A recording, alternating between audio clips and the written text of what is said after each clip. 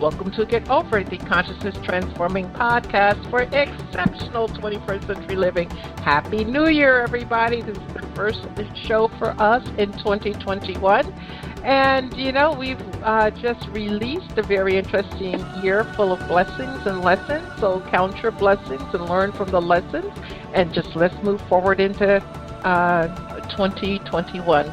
We can create our own true life within all this crazy energy that is around us. So I've got an exciting show today. We're going to be speaking with Brigitte Mars, and we're going to be talking about her latest book, Addiction Free Naturally. Free yourself from opioids, pharmaceuticals, alcohol, tobacco, caffeine, sugar, my big problem, and more. And, I wanted to start off the year with this type of information because we've been inside, if you're being a good girl and boy and paying attention to the rules, for almost a year now. And we've all have developed an addiction to something. Okay, it doesn't have to be alcohol or drugs, but it can be something. And she's going to help us to recognize and release, if we choose to release, these addictions. So it's going to be a great show. And even if you're not addicted to anything, the information that she's going to share is going to help you live a healthier and happier life. Now, the information shared on Get Over It uses intuitive and pragmatic insight to help you shift your consciousness to break through the blocks and release energy that is no longer needed. Yes, we're going to help you let go of the BS that's been holding you back. But you guys know I always ask that question, are you truly ready to? And by the way, folks, BS is belief system. Now, a bit about me for my new listeners, intuitive since birth. I'm a third-generation intuitive with over 3 decades of experience supporting people to break through the blocks along their path. I'm a strategist for personal and professional transformation, revealing cutting-edge information that enables you to prosper and thrive. I spent 25 successful years in corporate America as an executive sales professional, and I am the founder of Healing Visions Ministries and the Northern California Children's Education Network, a 501c3 nonprofit, and I also authored 2 books. I provide consultations and healings in all areas of life that heal the mind-body-spirit connection, allowing you to live your very best life. My clients say that I keep it real while providing them with accurate information to assist them along their journey as a spirit living a human existence. But they also say, if you really don't want to know, don't ask Monique. My background includes a doctorate in metaphysics, Reiki master teacher, ordained minister, and clinical hypnotherapist, so whether you are stressed, depressed, or possessed, I can help. To find out more about me and the services I offer, go to my website, and that's MoniqueChapman.com, and I invite you to like me on Facebook and follow me on Twitter and LinkedIn. Addiction affects more people than any other disease. Breaking a habit can be daunting. It's hard to know where to begin and where to go beyond quitting cold turkey. Just because habits can be acquired, they can be broken. Others have done it, and so can you. My guest today, Brigitte Mars, is an herbalist and nutritional consultant with almost 50 years' experience. She teaches herbal medicine at Naropa University and the School of Health Mastery in Iceland, and also has taught at Omega Institute, Esalen Kirapalu, and the Mayo Clinic. She's a founding member of the American Herbalist Guild.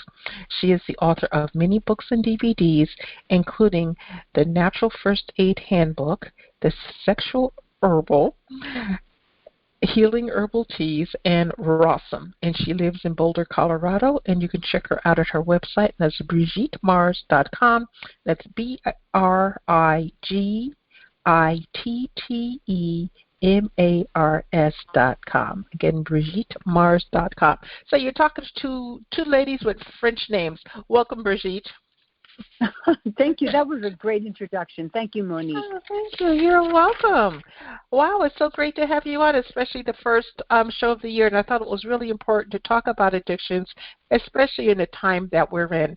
And I want to delve into your background a little bit. How did you get interested in this natural medicine that is, coming up prevalent today, especially in the world of COVID. Everybody's trying to do whatever they can at home for themselves. Well, my French-Canadian grandmother was a practitioner of folk medicine, and I would go visit her and then come home with a little medicine bag with garlic cloves stuck in it to prevent the flu. And she knew how to heal little wounded animals. She treated all 11 of her children for all kinds of life-threatening conditions. And for some reason, folk medicine seemed like medicine for the people. It seemed like it was something available. And it's also about taking responsibility for your health. I think a lot of us, think, oh, my doctor's going to get my blood pressure down, and my doctor's going to fix it. And I'm certainly not trying to take away any thunder from any health professional.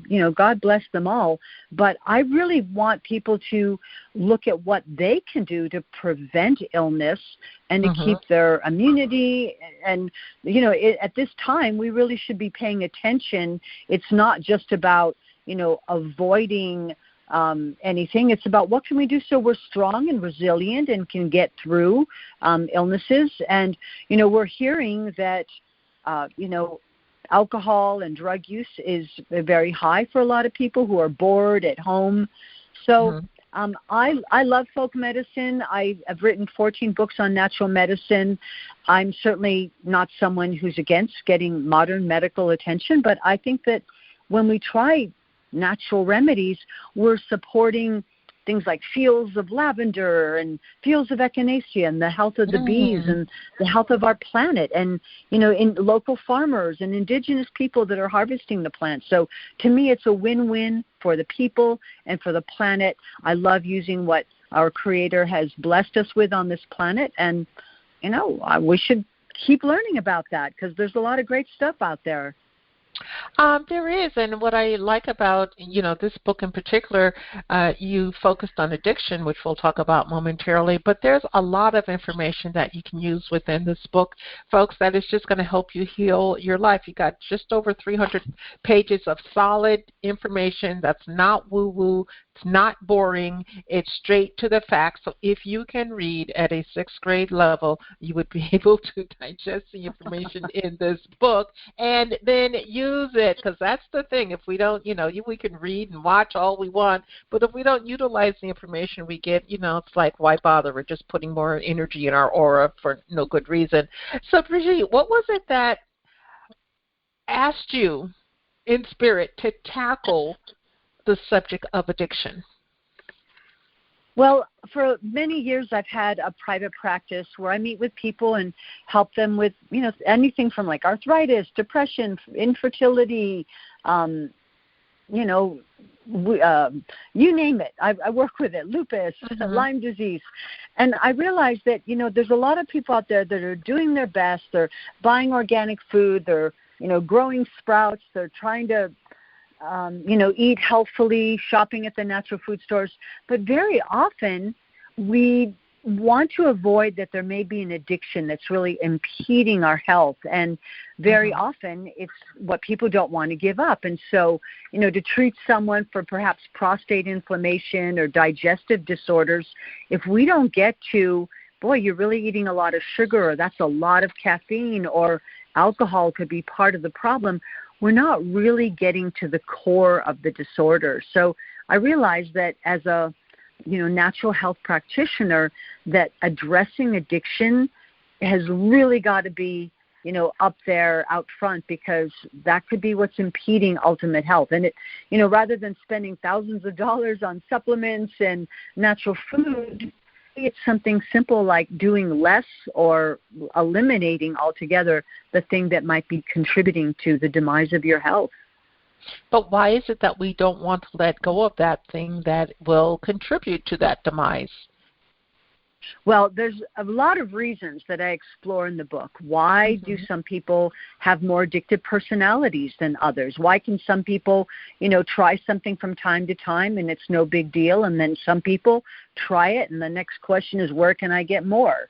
So what are some of the differences? So I'll say a few things about that. We certainly know that there's a genetic component, but as one of my teachers, Dr. Jeffrey Bland, always said, if there is a genetic component, we need to work extra hard with good nutrition. rather than, throwing in the towel and say, Uncle Bill had a heart attack at 50 and so did my grandfather, therefore I have the same thing. Well, maybe you need to not do the same things that Grandpa and Uncle Bill did. Maybe you need to, take charge now so that the story doesn't continue. So there's a genetic component. There's also the role models that we have. Very often we want to be like somebody who we love in our life and can't wait till we're old enough to, enjoy whatever illicit or even legal pleasures that our loved ones are doing. But we also know that very often addiction comes in as a way of helping us cope with something that's really difficult in life, a divorce, an unhappy career, concern about our children, boredom, loneliness. So it may be that choosing a substance is a way of temporarily medicating ourselves, but then long after the physical pain is gone, here we are still doing it.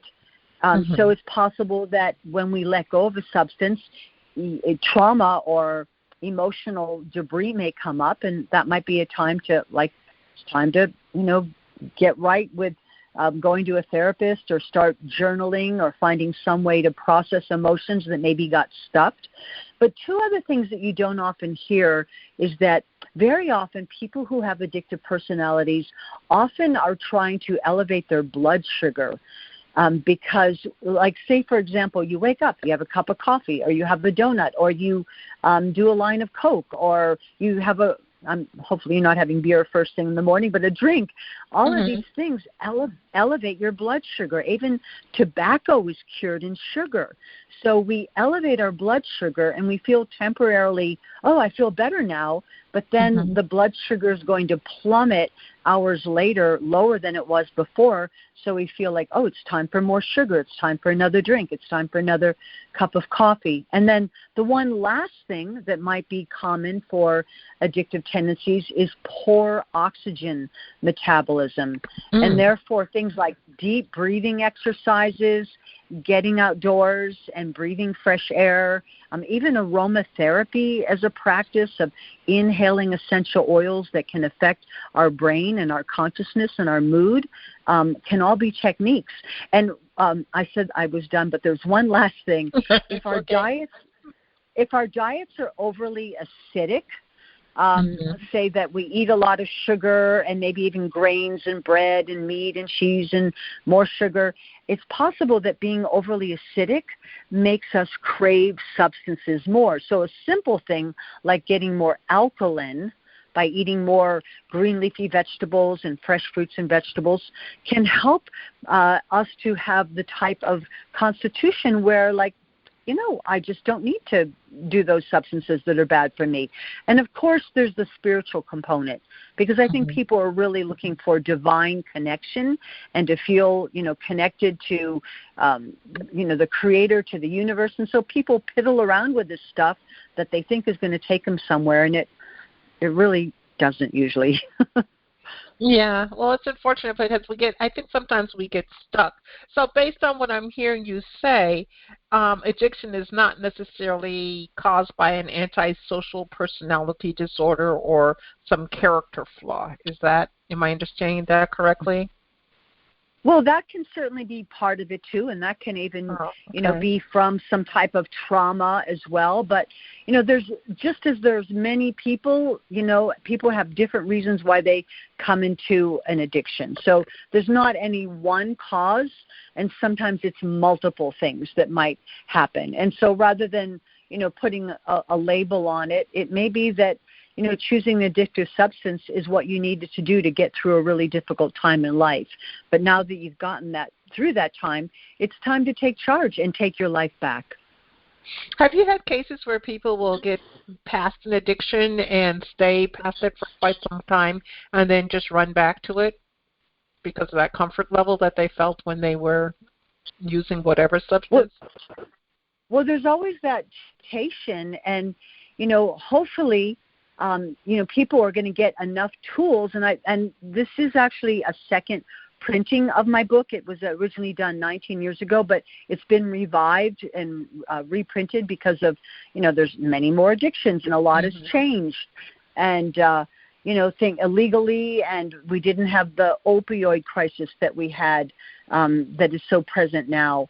So, I have had many years of experience of working with people and seeing that these steps can really help. And rather than thinking that, cold turkey or just, doing the 12-step program is enough, now there's a whole opportunity to find a way to nourish yourself, to choose foods that support healthy blood sugar, to select essential oils that might, help you to give yourself a little, treat if you need it, rather than going for a substance that's going to undermine your health. So my intention is to give people tools, and I'm seeing that it really works, because very often programs that people participate on, it's only relying on, your will and your strength, but nature has so many things to offer us that can also help us to be stronger and to make more conscious choices and to, give us what we need. Because some people might, have a need for a particular supplement, or sometimes people are even craving something that they're allergic to. That's why they want a certain type of alcohol, because there's a grain or there's yeast in there, because we often become addicted to things we're sensitive or even allergic to. That is crazy, because if we're addicted to it and we're wanting it and then we ingest it, it just starts this vicious cycle. My goodness. I know. It's almost like, what is that movie, The Eggplant That Ate Chicago, or something like Feed Me, or The Little Shop of Horrors. I think that's what it was, Feed Me. So, like if people have a lot of yeast overgrowth in their bodies, that might actually make them crave more sugar or crave more alcohol, because the yeast wants to be fed. And it kind of has a mind of its own that kind of directs us to doing the worst thing for ourselves. But there's things we can do about it, and that's the good news. And that's what all of this research is really about, research and experience, and having, had a private practice and knowing many people who've taken these steps and saying, now I can do it because I've got myself on some supplements, I'm doing some lifestyle changes. And, there's even the possibility that sometimes it's the people we hang out with that keeps us in a loop, because this is what all my friends do. It may even be time to, pick some other friends or hang out with some other people. Yeah, I actually had a relative who found me after, I think, like 35, 40 years, and they were telling me about their life, since we had last seen each other. I think we were in our 20s. And I'm like, oh, my goodness, addicted to everything. And, it was just like a downward spiral type of life. And I'm like, it's a wonder you're alive. And their response was, well, I'm on dialysis. I've got brain tumors, and there was a few other things. But I'm okay. And I'm like, okay, if that's what, you're the path that you want, great. And then they said, well, why don't you try some of this? I'm like, that's not me, But it was almost like they wanted company to participate with them with their addiction. And, maybe other people would, but I'm just, if it's not something I'm not into, I just don't go down that road.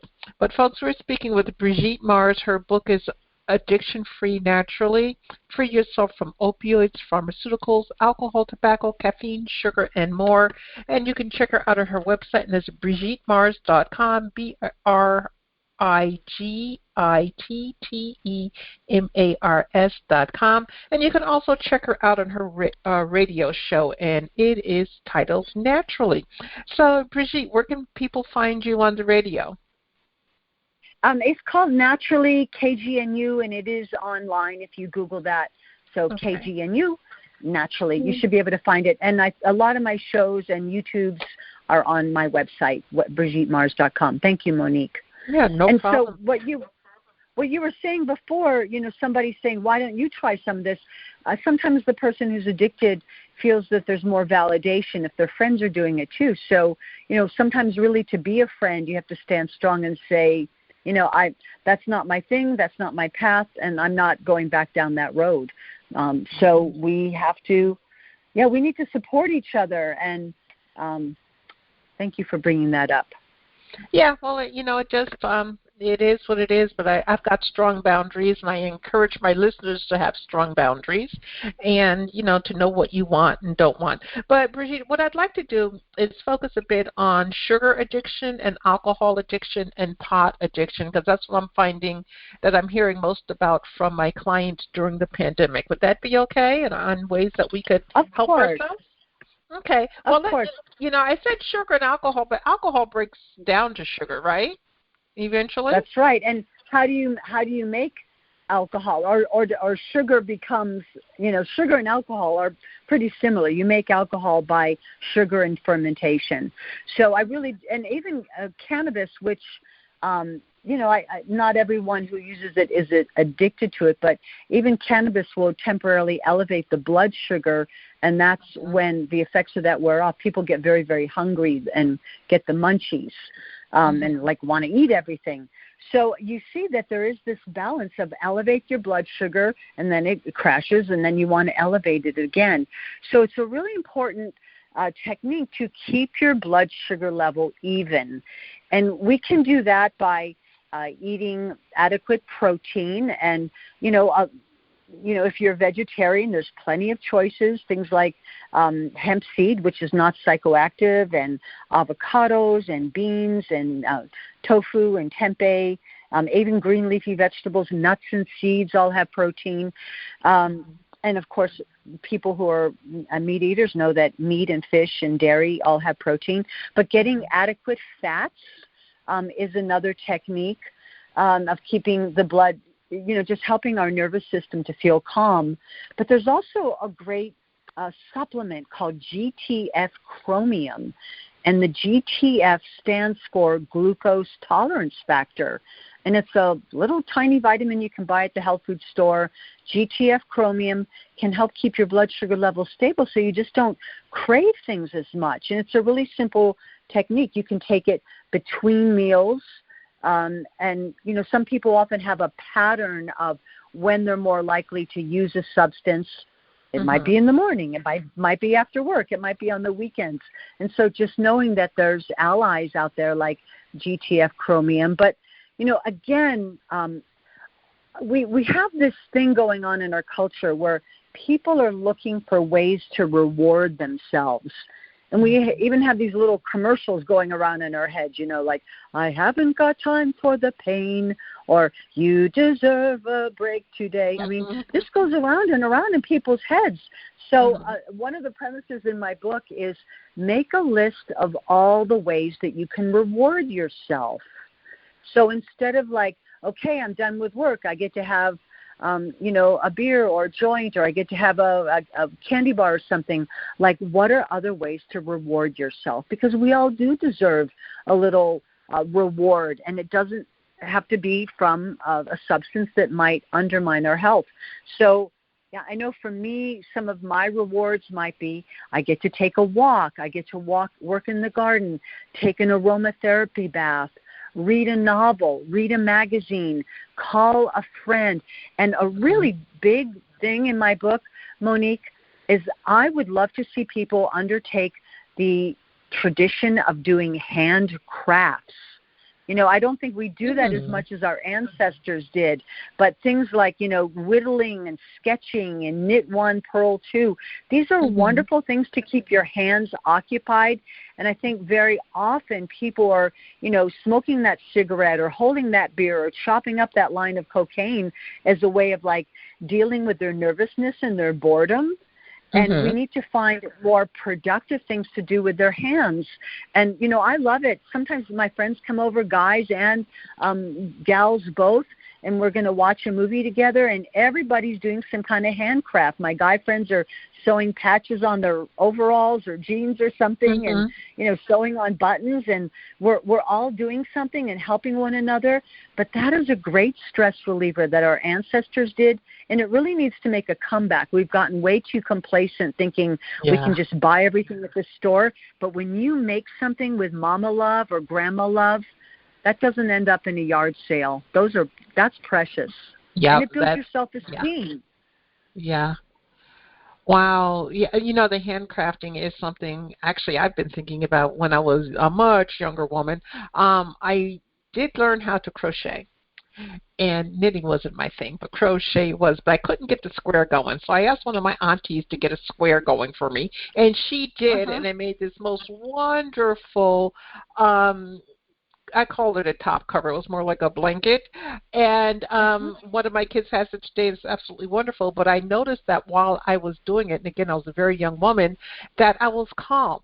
And things didn't bother me. Things that would, send me over the roof and at other times didn't bother me while I was doing that. And I think even as we're paying attention to the news today and everything going on in the world, that if we did something like that, we would be able to just, shut down those feelings that arise that aren't healthy for us, or keep a panic attack away or something like that. Well, it's been said that like every stitch is a thought. So when you're making that, quilt for a grandchild or a child, it's like you're infusing it with your prayers and your love.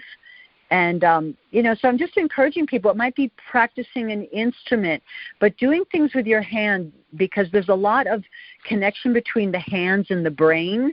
And we have so much dementia in our country, and I really think that if people stayed active using that hand-brain connection, that we would be able to keep our faculties going for much longer.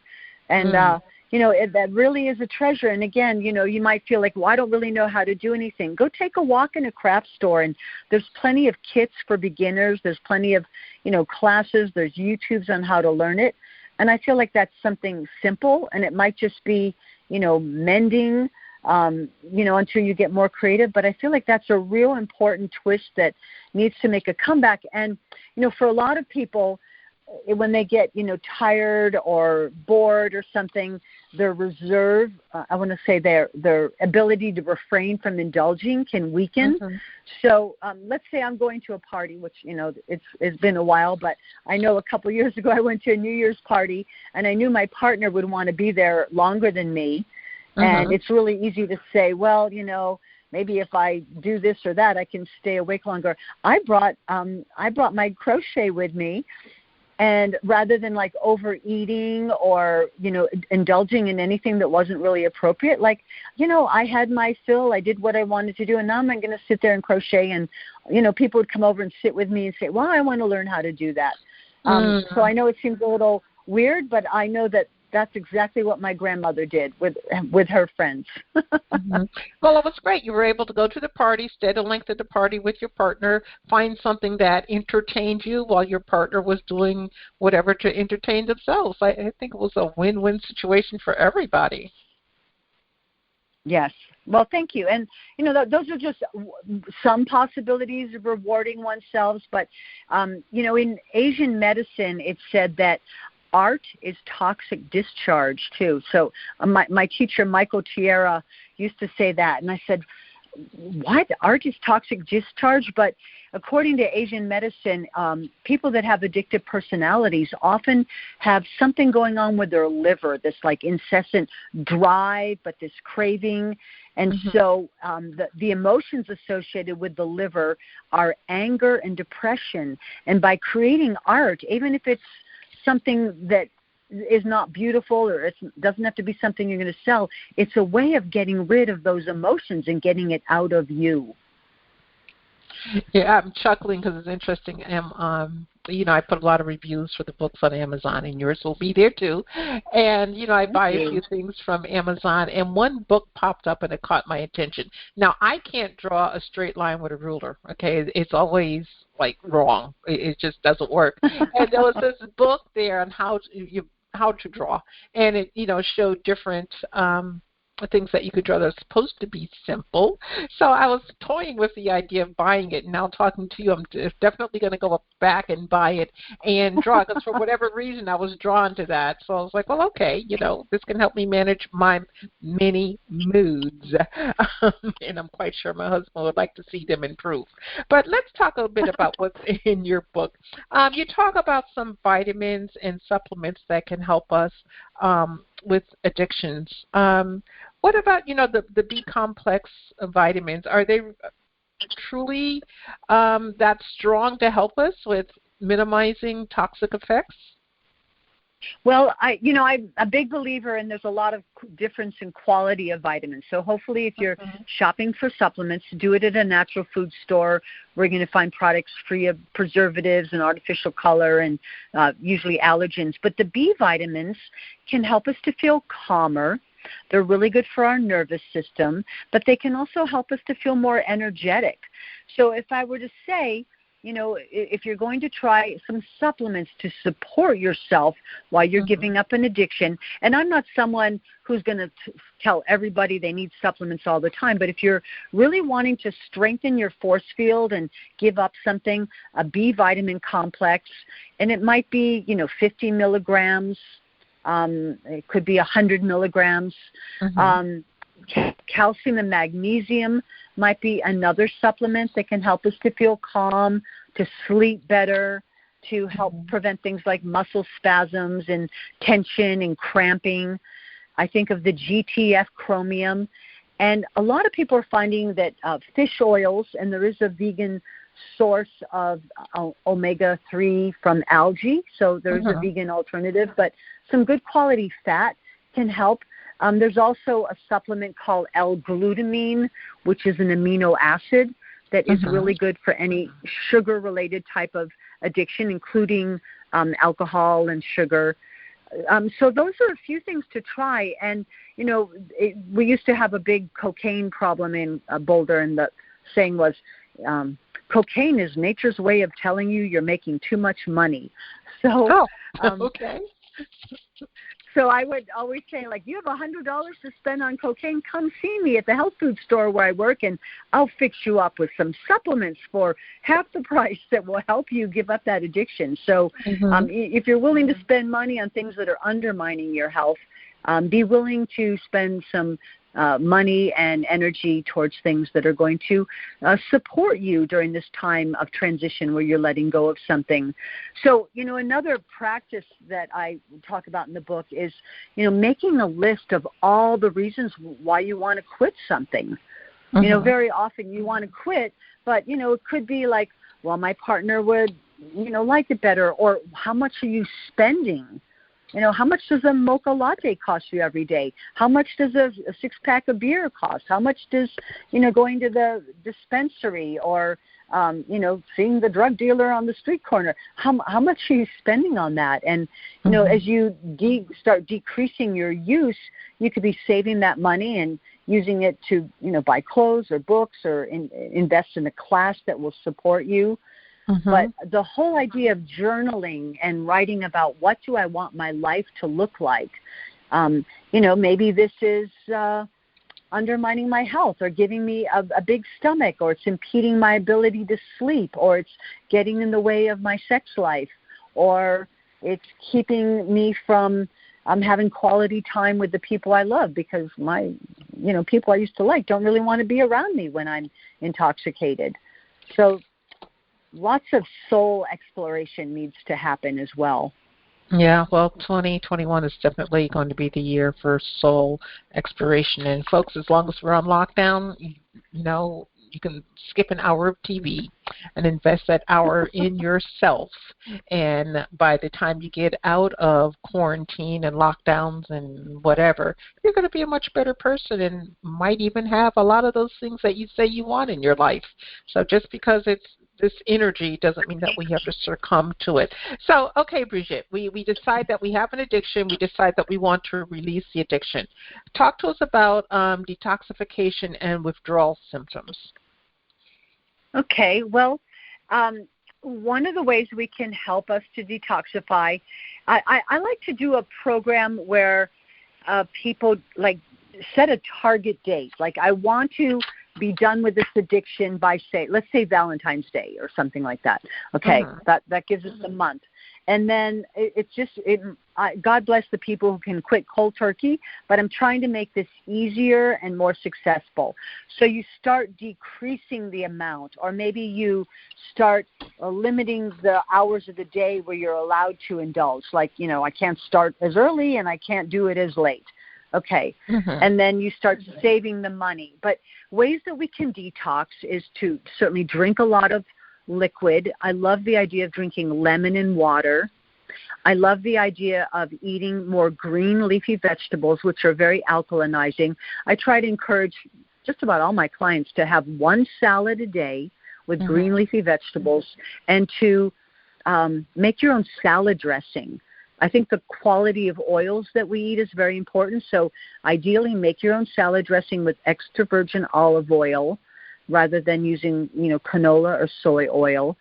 And, since we talked earlier about sugar, and sugar addiction is at the roots of all the other ones. So here's a simple thing. Okay, you like to have a little dessert after your dinner. Try this. Try stuffing a date with a Brazil nut. Wow. You're getting minerals in the date. You're getting protein, fat. You're getting carbohydrates. And rather than it being like, oh, this is really like bad for my teeth, bad for my bones, bad for my sleep, you're actually getting something that gives you some nutrients. Okay? And, after a while, the date might seem too sweet. And you end up saying, well, I'm going to put a hazelnut in a prune or something like that. So also another way of detoxification is to do Epsom salt baths, to add a pound of Epsom salts to the bath water. A whole pound? Can be very helpful. A whole pound, which is like a fourth of one of those big bags that you buy at the health food store. Even things like doing saunas or sweating. I think if you live in an area where you have access to hot springs, and you can go to them. A hot springs can be a real healing retreat. Some people might want to include more, this is kind of controversial, but do juices. But juices can be really sweet. So when people start buying I'm going to buy a, pre-made carrot juice or something, know that even a carrot juice can be way too sweet and elevate our blood sugar. So better yet, and of course most of those juices are pasteurized, meaning they're heated to a high temperature, which really kills all the enzymes in them. So it would be better to make a fresh juice, but don't let it just be carrots and beets, which is way too sweet. Make sure to include some alkalinizing green things in there like parsley, cucumber, celery, spinach, greens, and stuff like that. And I even think that juices should be very diluted. So those are cleansing. And, as we're wanting to detoxify our bodies, it's really a great time and a great metaphor to clean your home, to think about, I don't really want this extra 20 pounds. I really don't want this monkey on my back of an addiction. So I'm going to clean the garage or the cupboards or a cupboard every day, or I'm going to go through my closet. As we let go of what no longer serves us, that can also be part of our detoxification process. And so by streamlining your life of where you live, your home, your work, your basement, your garage, that becomes a metaphor like, I'm letting go of what I don't need any longer. You want to lose 50 pounds, get rid of a whole bunch of stuff. You want to let go of that tobacco habit, you're going to love the idea of feeling cleaner. And so, for example, let's say someone quits smoking cigarettes, you might want to go and get your teeth cleaned on the day that you've quit smoking. And now you've got this really fresh feeling in your mouth and know how tobacco can stain your teeth and really pollute your breath as well as every cell in your body. You want to do things that make you feel clean. And so inside and out. It's so beautiful. Yes, it is. Now, what surprised me in your book, you do talk about psychedelic therapy. Tell us about that, because you were listing peyote and I never said this, ayahuasca. Is it ayahuasca? Ayahuasca. Ayahuasca. Yes. Almost got it right. So talk to us about using those types of substances. Well, this is something that's part of the new edition of the book that wasn't written about 20 years ago, and I'm really glad that got included because psychedelic therapy is being researched right now at NYU, at Johns Hopkins University. It's being researched even at a university that I teach at, Naropa University. But we're finding out that sometimes, rather than piddling around with these substances that maybe make you feel a little high or energized or something, like having a really big epiphany, which a psychedelic experience can do, might get people back to the source and even help them realize, like, aha, that's why I chose this rather than facing this difficult thing in my life. So, and I'm not suggesting that people take psychedelics, at a concert or a party. I do not consider these recreational substances. For the most part, I see them as shamanic tools. And, just like we've had many years of just saying no, and now all of a sudden there's a dispensary on every corner, we need education on just say how and what are the physiological effects of these things. So I have a great respect for psychedelic therapy. It's not something that the hippies invented in the 60s. It really goes back to the beginning of time, where almost every culture had some sort of ceremonial or ritualistic use of these things that maybe help people to feel more spiritually awakened, or help them come to terms with things that maybe were buried or repressed. And so I'm suggesting that these things be done with a guide. That is one of the things that I do. I do work as a psychedelic sitter. I'm not the purveyor of these substances, but I do sit with people and pray for them and do energy work and make dietary suggestions and help them to be safe and, get them started with journaling and ideas. So that's something I've done since the 70s, but now I'm actually an official graduate of the Psychedelic Sitter School, and I love doing this work. Yeah, thank you so much, Monique. A psychedelic sitter, would you come into play, like if someone was going to do, again, hopefully I said it right, ayahuasca, because it's best to have somebody there with you because of the possible physical reactions? Is that part of what you do as a psychedelic sitter? Well, yes, although ayahuasca, even though it's something I have experienced, that's not the medicine that I work with, but I do know people that are trained as in the use of those ceremonies. So I tend to work mostly with cannabis or psilocybin, and psilocybin has been decriminalized in our area. Yes, mushrooms. In your area in Colorado or the United States? In our area of Colorado, Okay. So we're seeing more of that, but I'm not the purveyor of it. I'm the grandmother who sits with you and prays with you and helps you talk about what happened. And it's really a profound thing, but there's some guides there. But I really think that in the future we're going to see that psychedelic therapy really can help people come to terms with forgiveness of those that have wronged us.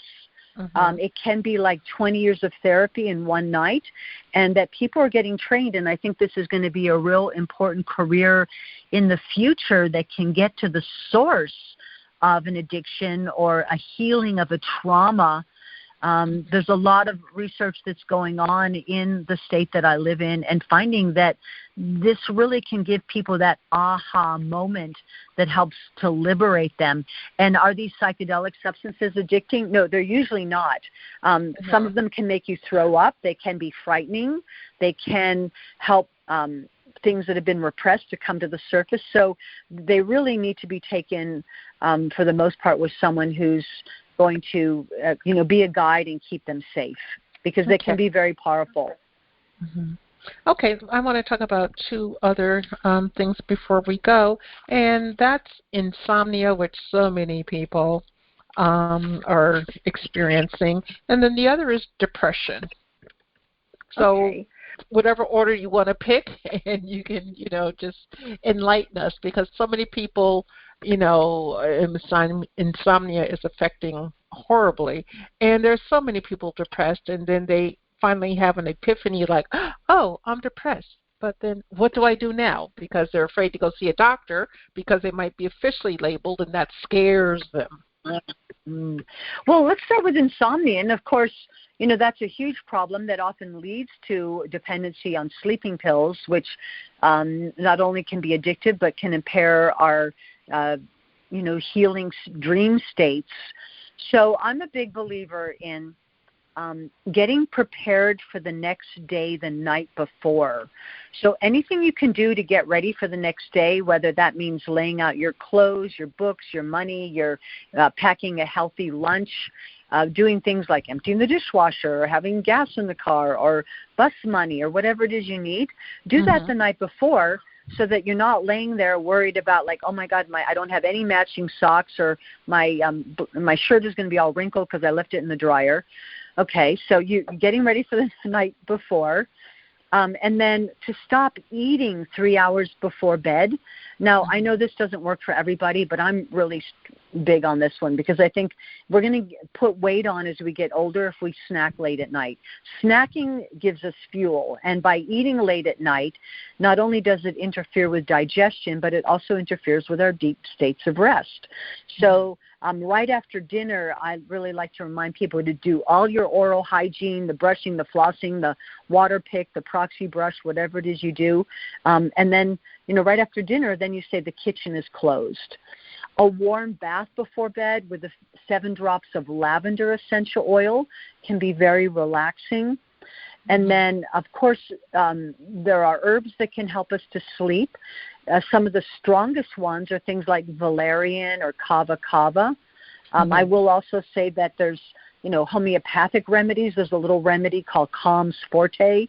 You can buy at any health food store. And, some states people are selling CBD, which is not psychoactive. It's one of the components in cannabis, but that is another thing that's helping people sleep.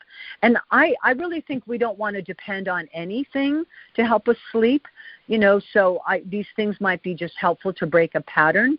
But another thing that really helps is wearing eye shades or eye pads, because light is going to trigger wakefulness. And so the smoke alarm or the digital clock or the phone charging, all of that can trigger wakefulness, as well as electromagnetic energy. You're intuitive, so I'm sure you're well aware of the, the sensitivity that some people have.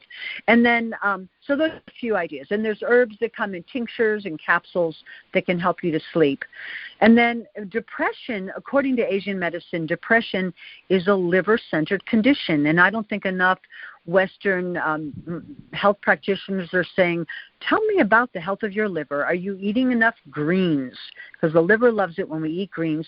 The liver also loves it when we include some sour food like lemons, kiwis, tart apples. But, another thing that might be something to consider about depression,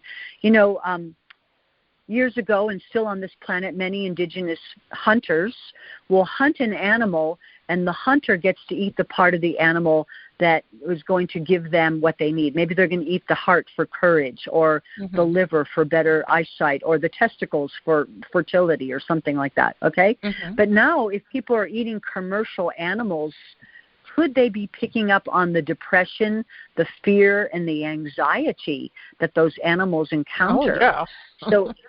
So if you do eat animal foods, here's really an opportunity to step it up and say, I'm going to support the most ethical practices, whether that be, grass-fed or, whatever. But, you're not going to get good health from chickens in those horrible hen houses where, it just smells atrocious. And, whereas pasture raised, where the chickens are running around outside, those would be healthier eggs if you do eat those foods.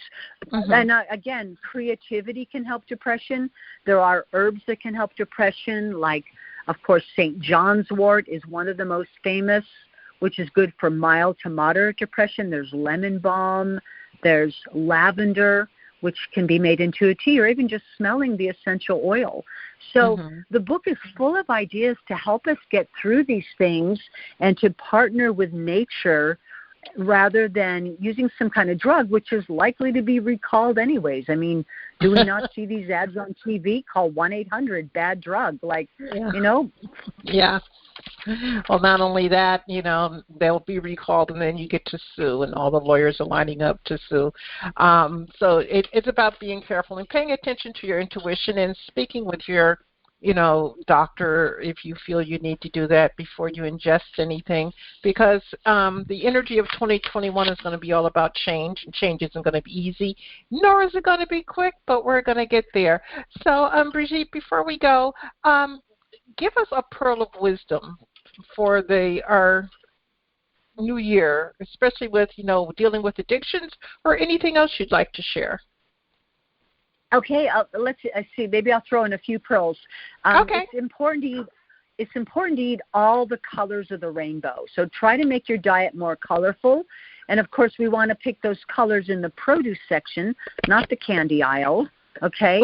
I'm going to encourage people to start growing more food. I think we're going to need to know how to do that. We're being encouraged to eat locally, but we are wasting our nation's water watering grass.